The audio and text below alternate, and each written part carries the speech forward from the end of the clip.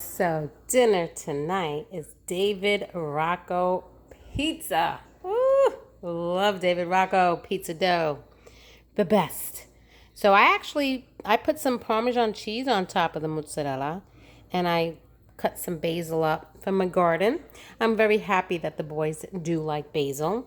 And then I just made a little salad on the side. I have my heat tolerant arugula. This is mine and John's. The boys aren't going to eat this.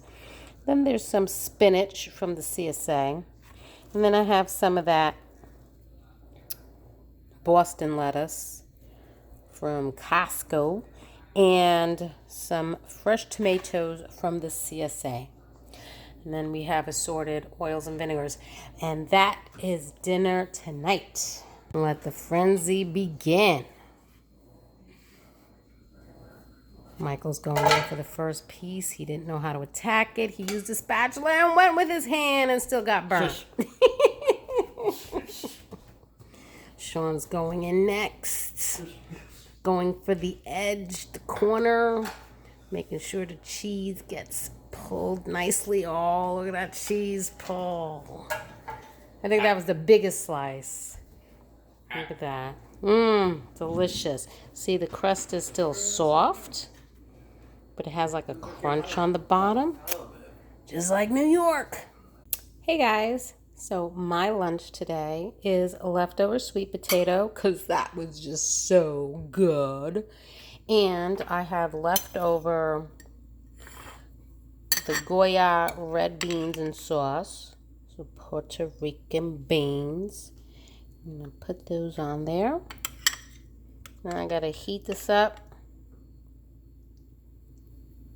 Oh my goodness. So good. I wish I had some plátanos. So I'm going to stick that in the microwave. And then I have some spinach. And I also have in here some arugula. It's in there somewhere. And I have some tomatoes. So I'm just going to top it with some tomatoes and arugula. Nice and hot. So here is my arugula. I want to top it with some of that. Now, I am not vegetarian or vegan. I am diabetic, but I minimize or not at all my first 2 meals, breakfast and lunch, if I even eat 2 meals. Sometimes it's just brunch. I make it vegetarian. I try not to eat meat until dinner. And then in dinner, I become a carnivore. And I try to make sure that I don't eat large quantities of meat. Because it is good.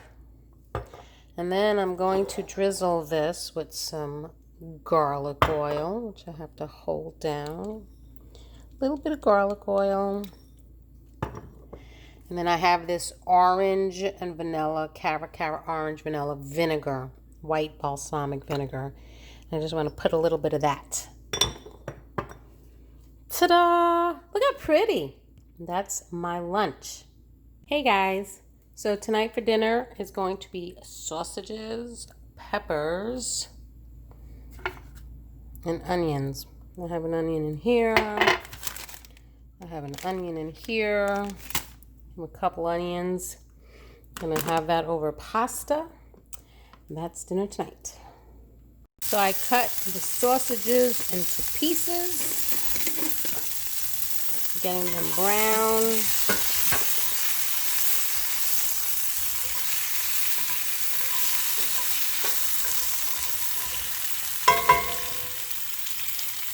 Yep. Put that there. Then I got my onions and my peppers all chopped.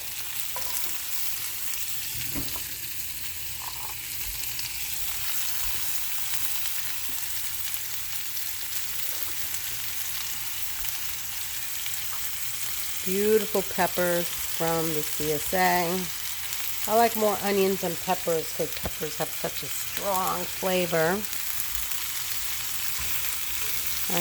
I think I'm gonna chop up some more onions.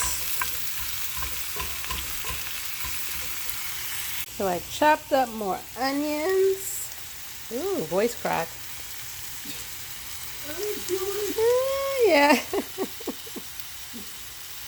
Nah, put those in. Smells delish. And I also chopped up some garlic. It's gonna be fun. Throw that in there.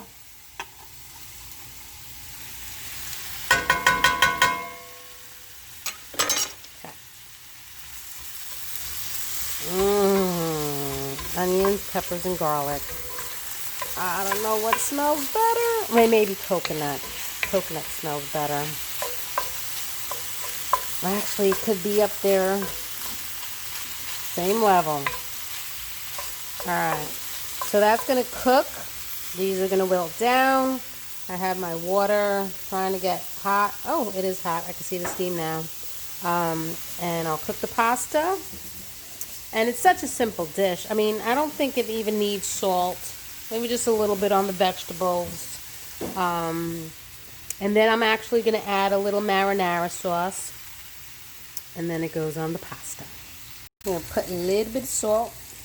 Just a little bit on the veggies.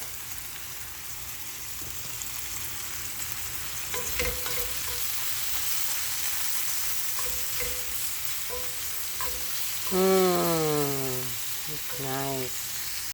So, I'm talking and talking and talking, and it wasn't even filming. So I mixed up all the peppers and the onions with the sausages, and I added tomato sauce instead of marinara. So when I would have some parties at home or barbecues or whatever, I would make a tray of this and add the tomato sauce. And that would be in the sternos, you know, with the aluminum trays. And people would either put them on the hero rolls or top them on pasta, which I usually had alla vodka pasta there, or, you know, just put it on the side. So I'm just putting tomato sauce, and then I'm going to mix it with the pasta when it's ready. That is done. Now I'm going to just throw that in there. There it goes. Ooh. Telling ya, I should have been Italian.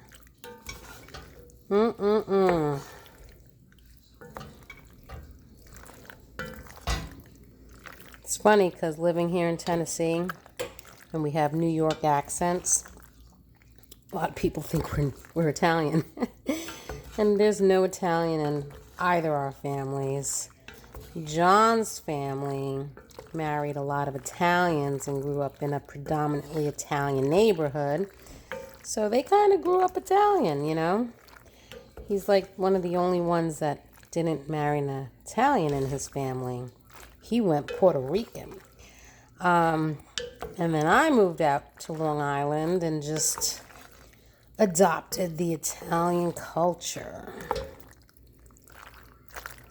Oh, that looks good. All right, let's eat. Manja, manja. And there it is. Plated. I put some rolls out, Parmesan, pecorino, and the makings of a Caesar salad. And that's dinner tonight. Ooh, that's how you eat it. Bon appetito. Guys, dinner tonight is chicken breasts, which I'm going to be pounding to make chicken cutlets. My watermelon, so good.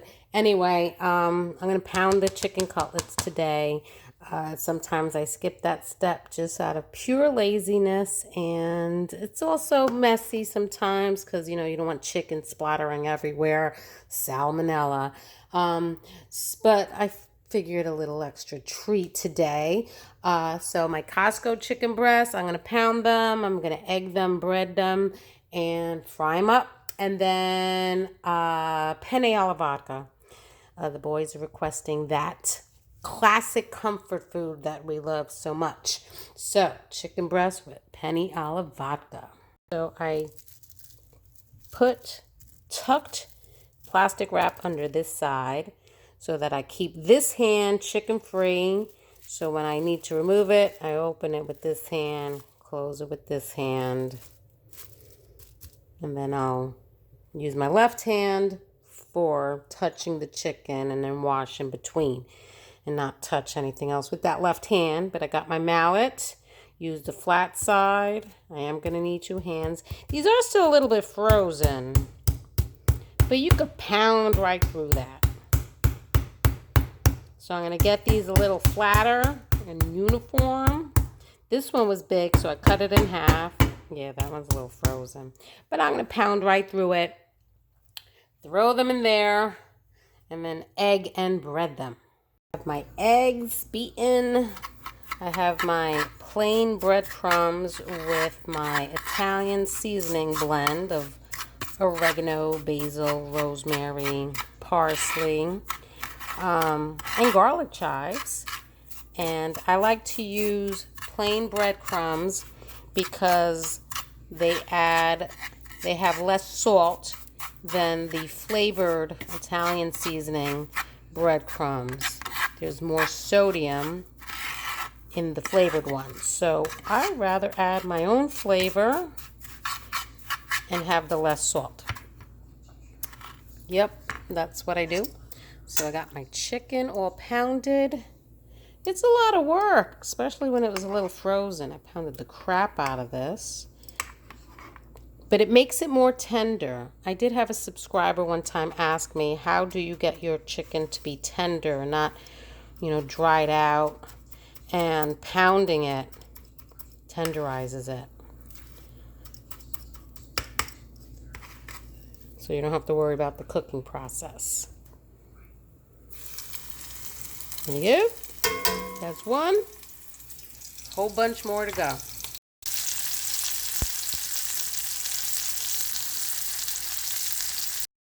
So the chicken's ready, and I have it in an oven to stay warm. Right now I'm melting some butter for the vodka sauce. Pasta's drained and on standby. There we go. And then I have some chopped onions. Yep. Throw that in there. They'll get in there. I'll just use 2 hands. Fresh broccoli steaming in my micro steamer. And getting these nice and translucent. Delish. Let's put a little bit of salt. Just a little pinch.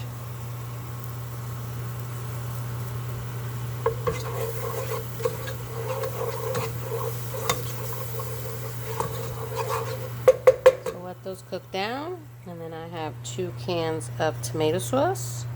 This one's my last contadina one, and then I gotta get heavy cream.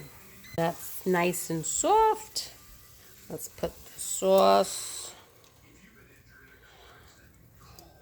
So I think with regular traditional vodka sauce, before you put the sauce, you would put a little bit of vodka. I think just a little bit.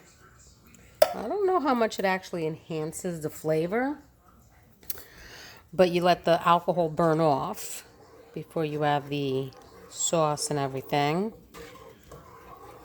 But a lot of recipes that I've come across really don't really add the vodka unless you go into a traditional classic Italian cookbook. So let that heat up. And then I have the broccoli. I put butter and garlic powder. Let that all melt and toss. And dinner's almost ready. I wanted to add garlic. So we went to Buca di Beppo, and their pasta alla vodka obviously tastes a little different. I have no idea if they put vodka, but you definitely tasted a lot of garlic. And as you know, I put a lot of garlic in my food. And I did try that one time. I sauteed garlic and onions. And it wasn't as garlicky as theirs. But it definitely does change the flavor. And I've been making it like this for years, so I forgot. I was gonna do it, and then I forgot. So this is the regular recipe that I've been using. Now that it's heated up, let's add some heavy cream. Make it all nice and pink and orange. I'm a messy cook.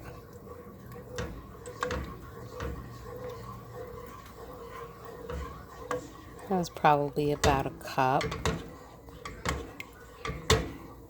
Now let that get heated because I want this sauce hot. So when I add the pasta, it'll heat up the pasta again because now that it's been sitting in the sink, it's on the cool side. Delicious. Look at that. Look at that.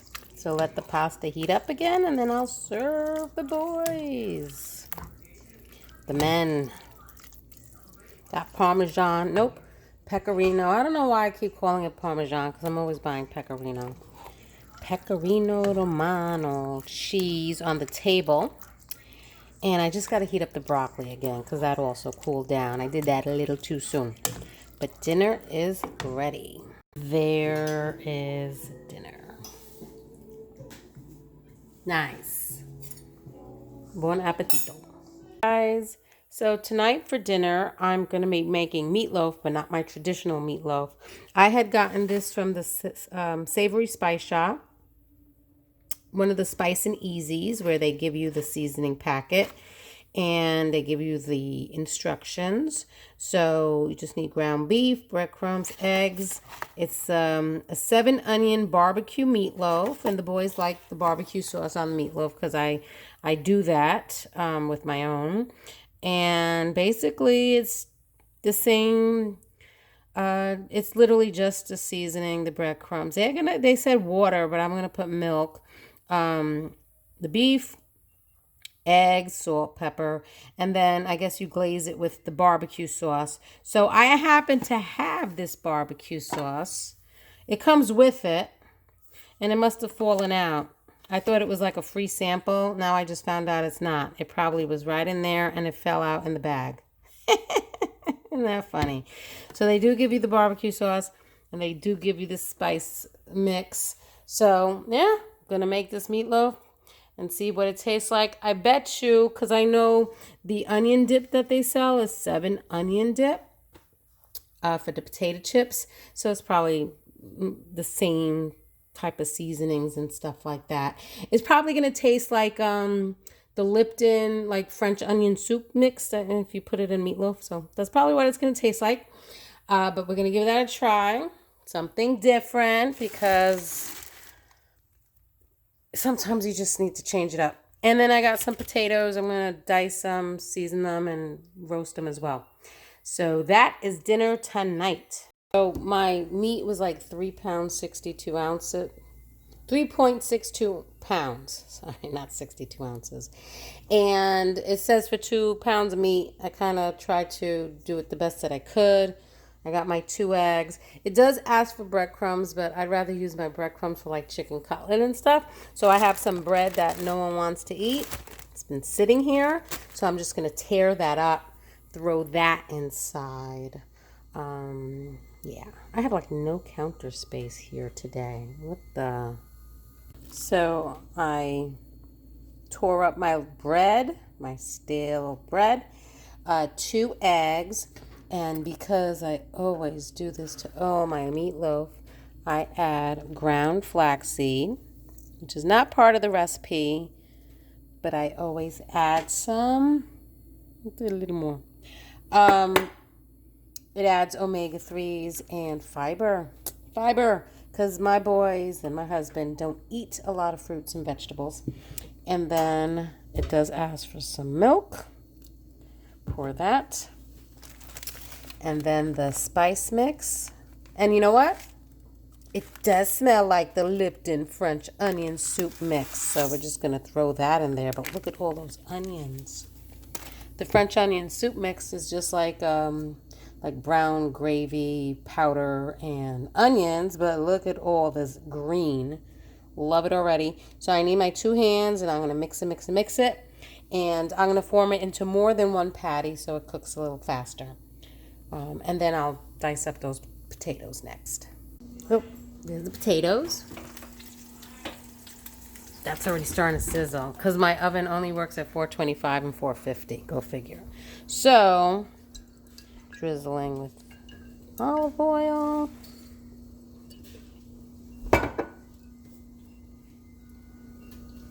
Garlic powder.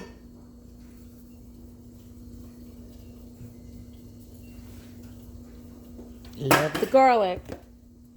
And onion powder. This is just a bottle I kept over the years. I keep refilling it with onion powder from bulk, you know, the bulk sales, whatever you call them. And then in the oven that goes. Look at that. I cut that one to see if it was cooked because it was getting dark on top pretty quickly, but delicious. Look at all that fat. Oh my goodness. Good thing it comes out. I'm still waiting on the potatoes.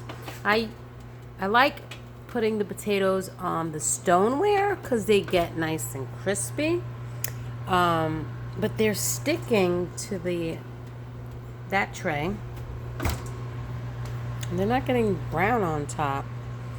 But my other stoneware is still broken. I never got a new one yet. So gotta do that. And then I have some veggie blend in the micro steamer. So dinner is almost ready. And there it is plated. Looks good. Yep. And I tasted it too. Like I said, it tastes like French onion soup mix and meat. That's dinner tonight. Hey guys, tonight for dinner, the boys wanted that taco bake.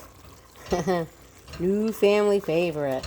So white rice, taco meat on top, and cheese. So I got the meat browning up and I got to set up the white rice. And I do have some tomatoes from my garden. They are funky, weird looking. One of them has like a little bruise, so I'm going to cut that out. I think I'm going to chop these up and just throw them in. Chop them up really small and throw them in because I did get a lot more tomatoes from the CSA. So I'll use these in the taco meat today. And that's for dinner tonight. So I didn't cut them all. I actually did 1.5. Threw out some of the bad parts because if it's too chunky, the boys will complain. So, in it goes.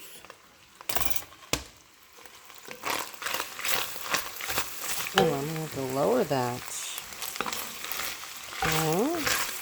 Then I'm going to add tomato sauce and the taco seasoning. So I am using this taco seasoning from Costco. So that was in my last Costco haul. I smell the paprika in there.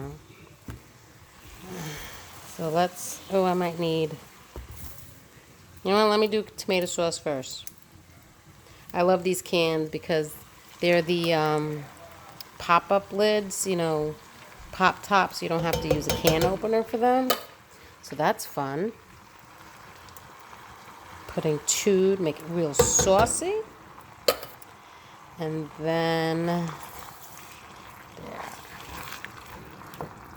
there. Ooh. And then we will open this one this way.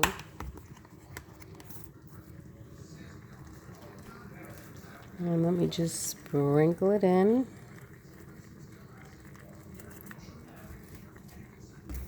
That looks good. Taco seasoning.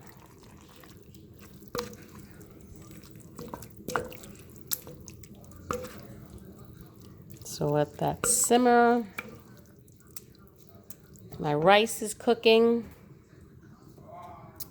And then I'm going to serve salad on the side. And then I also have to grate the cheese to put on top.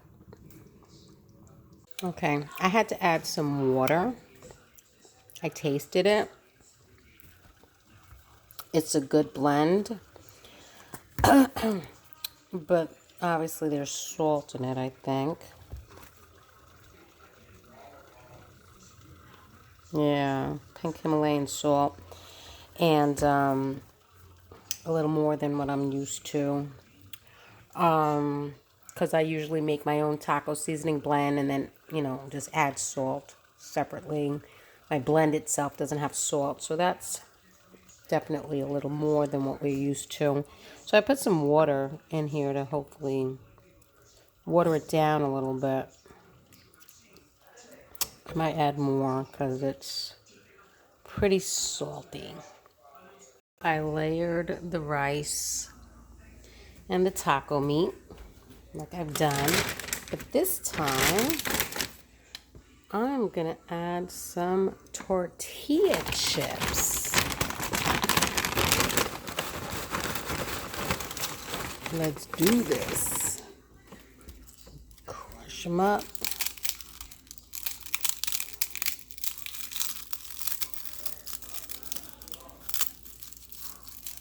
A little extra something something.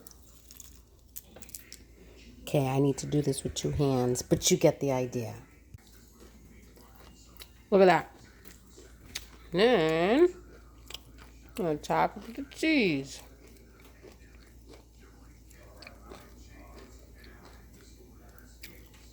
Pretty cool, huh? So I'm going to finish coating it with the cheese. I have my oven set to 425, because it seems to only work at 425 or 450. Keep an eye on it while the cheese melts. Oh, look at that. I don't know if you can hear that. Still sizzling. I hope they like it with the corn chips in it. I'm pretty sure they do. Come on. I mean, tacos and corn chips. It goes. It just goes. So now I'm going to make the salad. We have some of those single serving guac cups. And dinner is done. There you go. You already have one complaining about the chips in the taco bake. But that's dinner tonight. Put a little ranch. Got my guac.